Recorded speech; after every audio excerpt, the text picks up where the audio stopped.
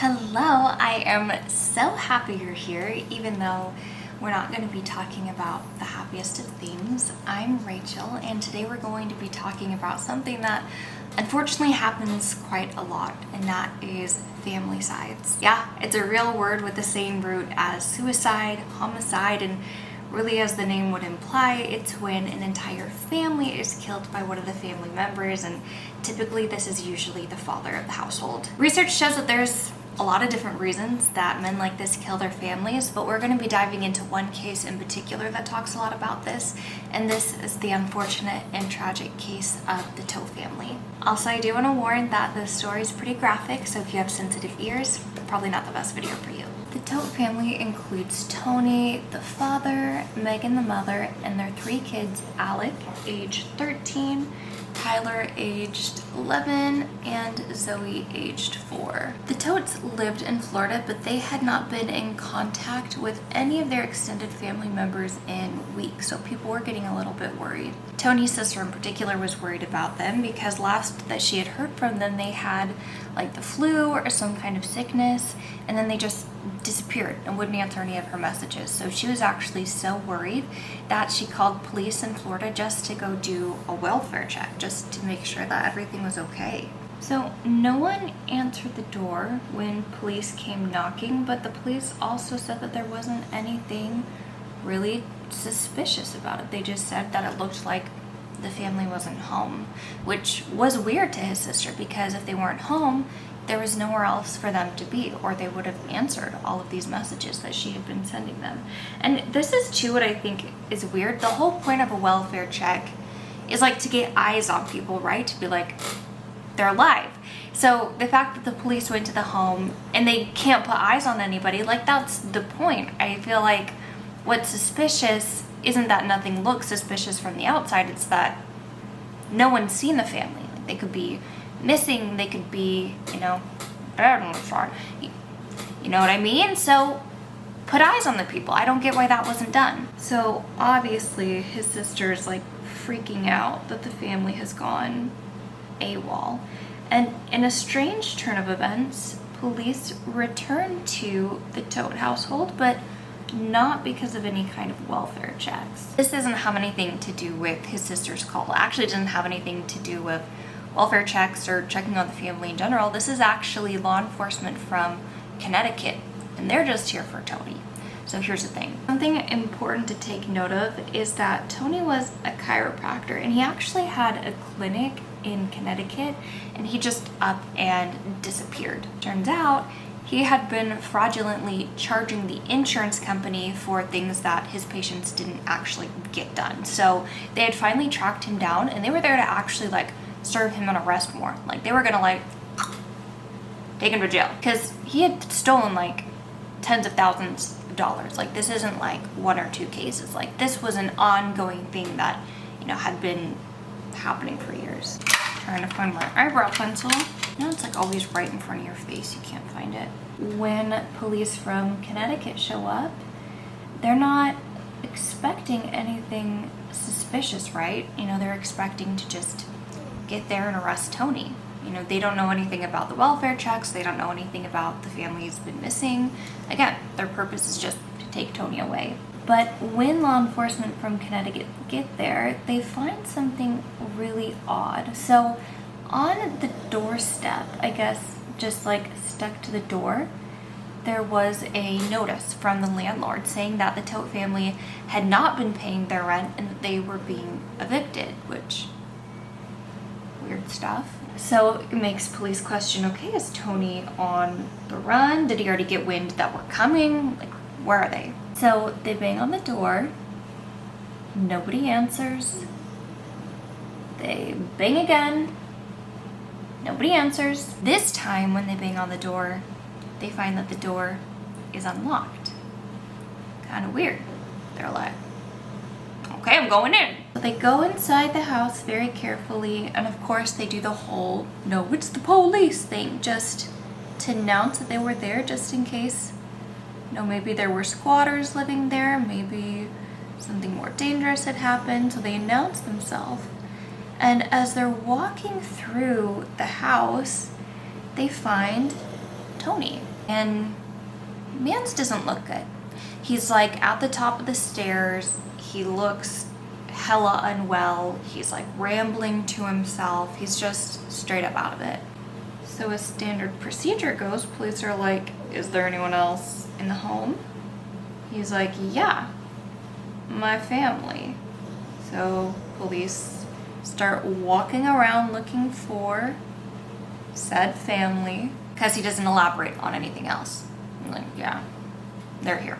Where are they? So one of the officers continues to walk around the house, checking out to where this supposed family is. And when she walks into one of the bedrooms, she opens the door and she is just hit with that unmistakable stench of death.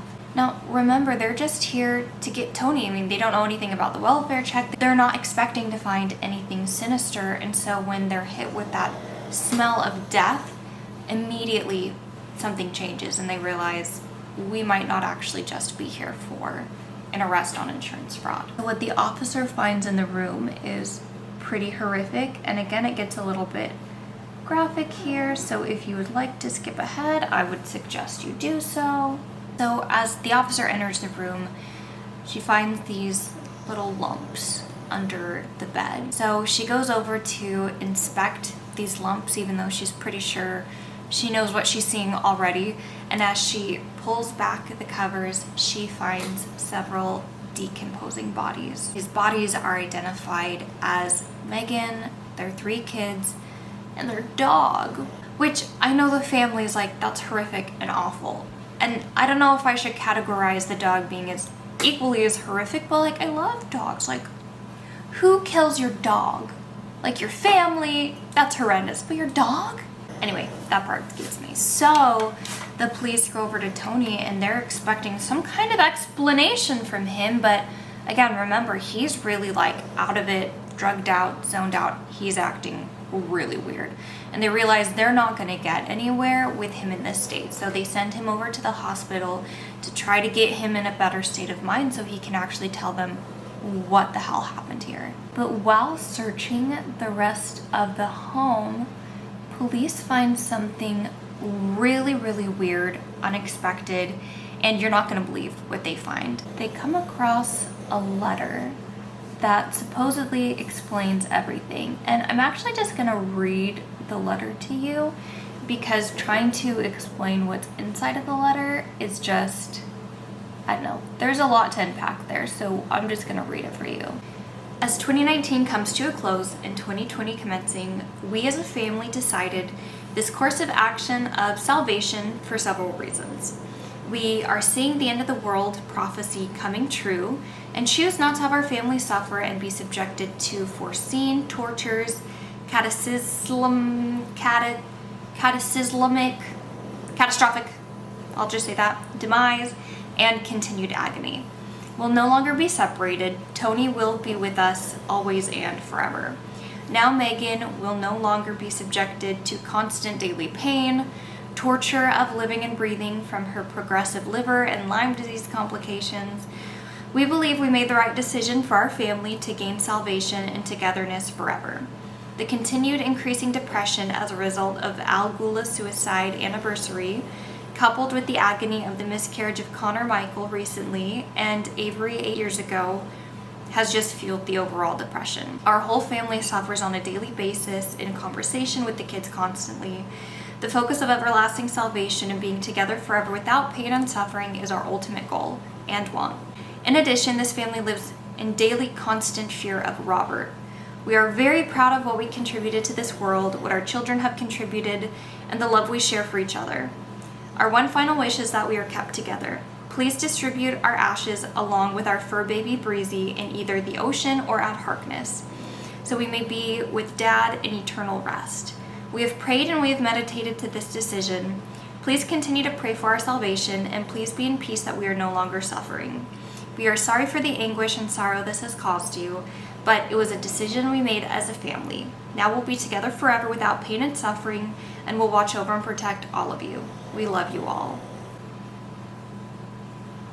Listen, I've heard of suicide pacts. I know that this is something that is pretty common, but keep in mind that there are like children here, like children, right? So this letter, and there's a lot to unpack here, but I just want to say, first off, saying that your children have prayed and meditated to the decision to end all of their lives together, like,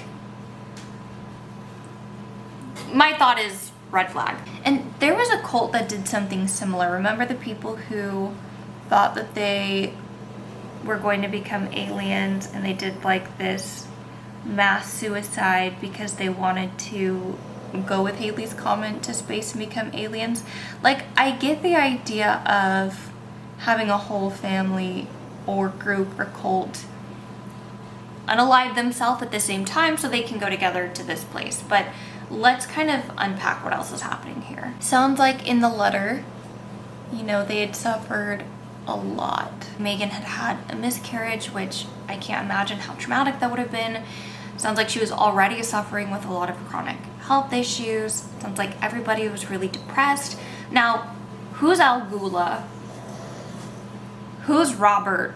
They just dropped these names and we don't know who they are, but I'm gonna come back to that. Obviously, police are having the same questions that we are about this weird letter. And a lot of times the letter references like, we will be with dad. Like, it's like he's removed in a lot of parts from the letter. So they go to the hospital to get some answers. And the only injury that they find on him is a bruise on the chest and some, it looks like, defensive wounds from somebody else on his hands. And this is the other thing too. If this was supposed to be the whole family unaliving themselves together, why is he still alive? Like, I get that this is a sensitive topic. I'm not saying this to be brash, but wasn't the whole point that your family goes to the afterlife together? Like, why are you here? And why is it the only wounds that you have look like somebody trying to defend themselves against you? This is also going to get into some details about what happened in their little grizzly, so skip over the next 2 minutes if you really don't want to hear any specific details about how people's lives were ended. According to Tony, he and Megan recently had some newfound spiritual beliefs. I don't know from where, what religious group or cult or whatever. He just said some newfound spiritual beliefs. And they were loving everything that they heard about these beliefs. And something that they saw was on a video on YouTube. I don't know how credible that is, you know, learning about these things on YouTube, but it said in the afterlife that if you wanted to be with your family, that you all had to leave this earth at the same time. And honestly, Megan and Tony, it sounds like, didn't really like the way that life was panning out for them. So they were like, you know what? That sounds pretty good. We could all just go to the afterlife as a family right now. Again, I mean, these are children too, so they are, you know, making these decisions without kids being aware or really able to give any kind of input, because, you know, how do you have a conversation like that with a 13-year-old? But they decide they're going to do it, but of course they want it to be painless for the kids. So they come up with a way that they think is going to be foolproof in unaliving the children but not causing them any pain. So Megan bakes a big old pie filled with Benadryl, which, if you don't know, is an allergy medication known for making people kind of drowsy, kind of sleepy. And the goal is to put so much Benadryl inside the pie that the kids will eat the pie and overdose and die. You know, just go to sleep, not wake up. So the next morning, they go into the kids' bedroom expecting to find them not alive, but they're there, awake, alive. Did not go according to plan. So the next night, as the kids are sleeping, Tony and Megan go into their children's room and stab them to death. Then they were suffocated, which doesn't sound like a super painless, peaceful way to go if you ask me. But then Tony says he stabbed the dog, and then it was Megan's turn. So Toni says she drank a ton of Benadryl and then stabbed herself. Look, I don't know what this family's whole like death by Benadryl thing is coming from, because I've taken plenty of Benadryl in my life. I've had lots of allergic reactions, and there was a day like I probably drank a whole bottle of Benadryl throughout the day, and like I was hella sleepy. I slept a lot, but I don't know how much Benadryl you would have to drink to unalive yourself. Like I think it would have to be like a gallon. I'm not a doctor, don't take that for a quote, but I just feel like that's just a weird way to choose to do it. Maybe it was to calm her nerves, like her equivalent of like a glass of wine, like bottle of Benadryl. So she stabbed herself and is waiting to bleed out.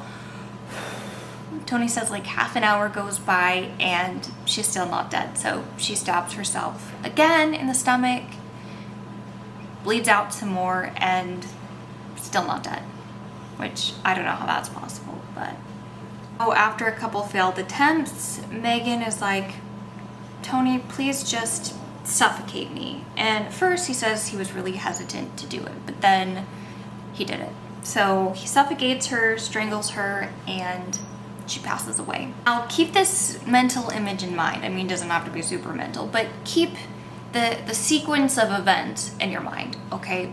Toni says that Toni and Megan stabbed the kids.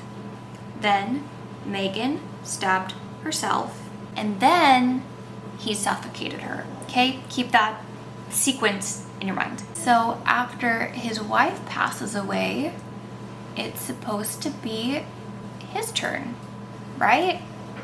Isn't that the point? To go together as a family to wherever you're going?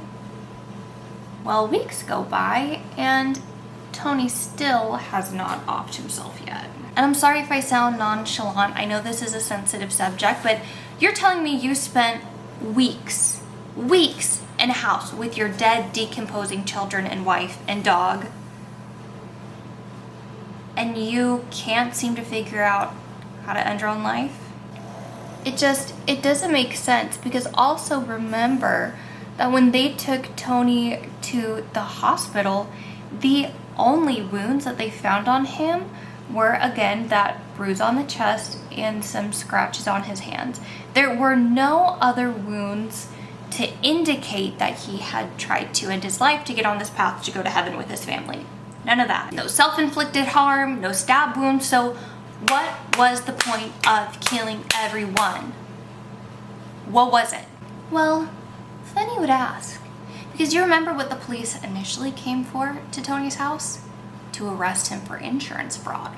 And in my research, a lot of what they talked about with family sides is that this was usually due to, you see how much just came out? Financial stress or burdens on the family. If you're wondering, I make my own green tinted SPF moisturizer. And now I just got way too much, so I feel kind of bad because this is like now all wasted. Hold on, I'll be right back. I gotta go wash my hands. Okay, I'm back. So because of this, it's actually a lot easier for these men's manhood to kill their family than to not be able to provide for them, which to me makes no sense, but that's, I guess, how many male psyches work. And in this case, not only had Toni been committing fraud, but they were also in enormous amounts of debt. Now, I don't know how killing your family is the answer to all that, because like funerals are expensive, and also so are criminal defense lawyers, but that's a question for another time. And here's something that might give his actions, as hard to understand as they may be, a little more clarity. So remember how in the letter it said, we live in constant daily fear of Robert. So Robert is actually Toni's dad. And do you know what Robert did when Toni was a kid? This is Dora. Can you guess? He tried to kill his wife. I guess, psycho and disdain with your family runs in the family. So his dad actually ended up only doing 10 years in jail, which I'll leave that to you also to be upset about. But Tony never had any issues with his dad. They actually had a pretty okay relationship according to Tony's family. So the fact that he would say they were living in daily fear of Robert, like, was he setting up Robert to take the blame for this? But they already said that they were all unaliving themselves, so I don't really know what the point of saying that was. And I really don't get the point of all these men who really think that murder is like easier than divorce. Just don't divorce them, just kill them. Much easier. Oh, and also Al Ghula, who we talked about before, that was Melissa's dad. Megan. Why do I keep calling her Melissa? So everything goes to court, right? And in an unsurprising turn of events, Tony pleads not guilty. But not guilty because he didn't think what he did was wrong. Not guilty because his story has changed. And actually, Tony didn't have any involvement in any of this. Let me tell you this story that he told of what the real events that had occurred, which were now completely different than everything he had already said. Now, remember that he had previously said that he and Megan chose to do this together. You know, they found this new spiritual belief, they had been watching videos together, and they were like, yeah, let's do it.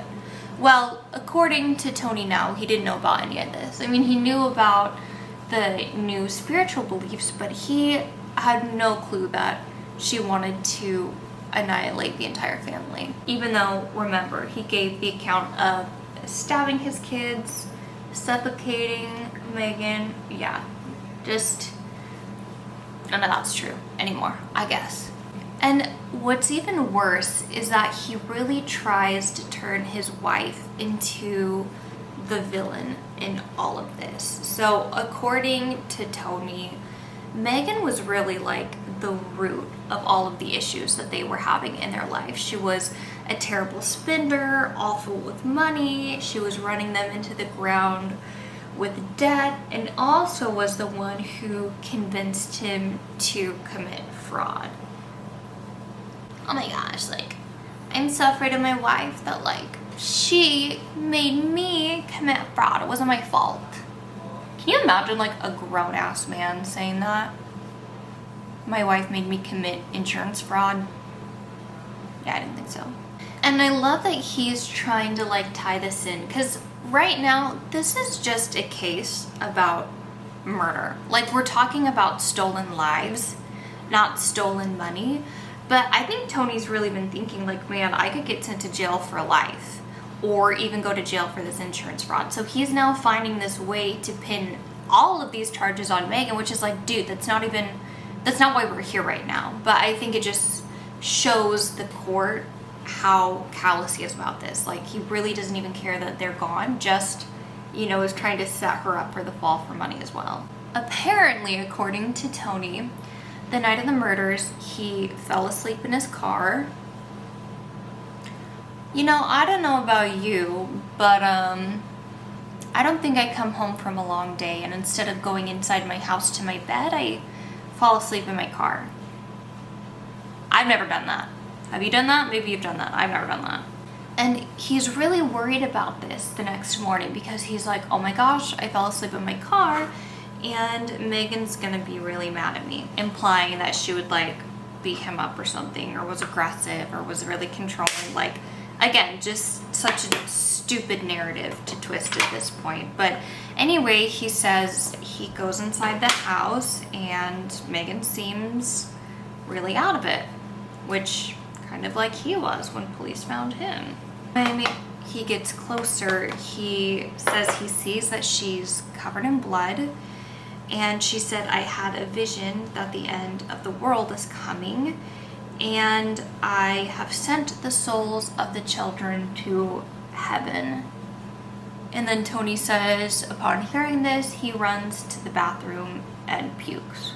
So he says he's in the bathroom, puking, having a panic attack, and Megan stumbles in with this like family-sized Benadryl.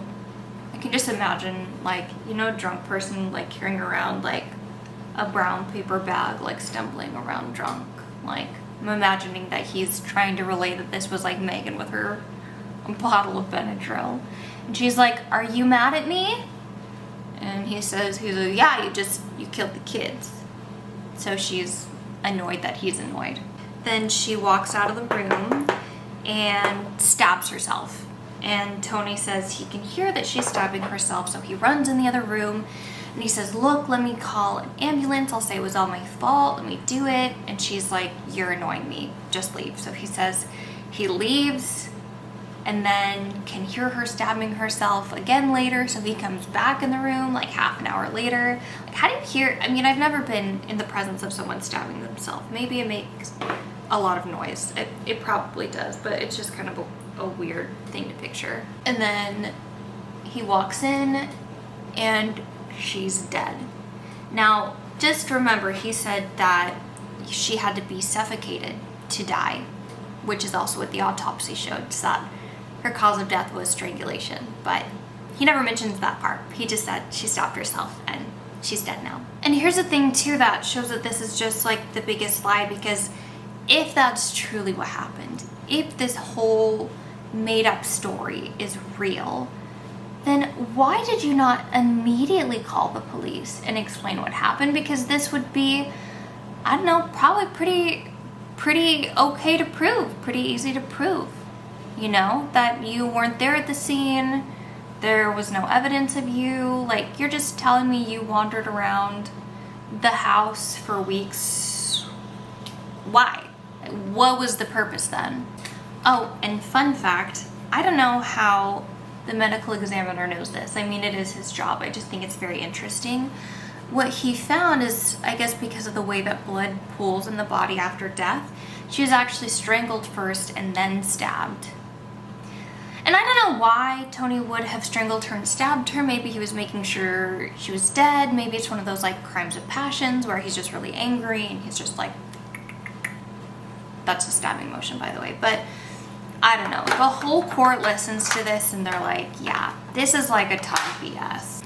So unsurprisingly, he is sentenced to life in jail, which to this day, he still claims that he is innocent. Which, you keep on keeping on, Tony. You know, I wouldn't be surprised if this is one of those like deathbed confessions where like right before he dies, he's gonna be like, "I did it." But as of now, he says he didn't do it. I have nothing to say to that. I mean, this whole story is just tragic. I mean, to think of the person who's supposed to be your protector, your partner, your father, and for them to do this to you, I don't know, it's tragic. And this is something that happens quite often, unfortunately. When I was doing research for this case, so many other cases popped up, and it's really sad. But I don't want you to take the sadness. I want you to remember that there's also so many good people in the world too. People like you. So I hope if you like this video that you would subscribe so that you can get notified when new videos come out, and I will talk to you soon. Have a great week.